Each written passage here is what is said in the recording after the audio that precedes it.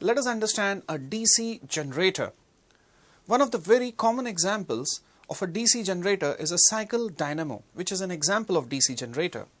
Now, how does a cycle dynamo work?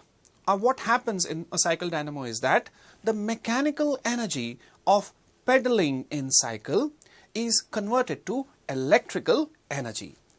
So let's see how this works. For this, DC generator, the full form of DC generator is direct current generator. Generator in which current flows only in one direction. So let us see how this works. For this, let us see the different parts of DC generator. The first part of a DC generator is iron core.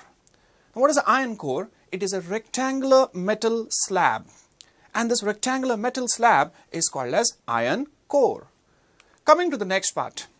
The next part is a winding of wire on the iron core, and this winding of wire on the iron core is called armature coil. So what is an armature coil? Wire is coiled on the rectangular metal slab, which is called an armature coil. Let us call this armature coil as ABCD. So this is the armature coil.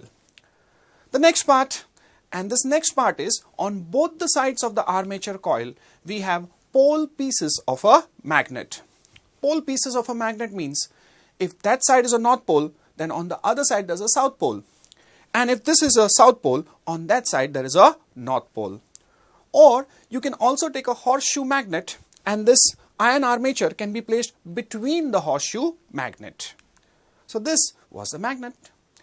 After this, the next important part is over here, and this is a split ring or commutator. Now, what is a split ring or commutator? You take a circular ring, and the circular ring is broken in two pieces, right? The two pieces that we get is nothing but the split ring. So this is a split ring, which is also called commutator, as it helps in reversing the direction of current. After this split ring or commutator, the next part, students, is the two brushes B1 and B2. These brushes are generally made from carbon. So these are carbon brushes B1 and B2, just touching the split ring. So these were the brushes. After this, going further, we come to the next part, and that is a bulb. The bulb is connected to detect current. So students, this was the different parts of DC generator. After looking at different parts of the DC generator, let us go further and understand how DC generator actually works. For this particular understanding, as soon as armature coil is rotated in magnetic field, what will happen? As soon as armature coil is rotated in the magnetic field, magnetic lines of force are cut. Now, when magnetic lines of force are cut, potential difference is created, and when potential difference is created, current is induced. Now, this current which is induced will flow from A to B, B to C, C to D. From D, it will go into R2 to B2, and it goes into the bulb.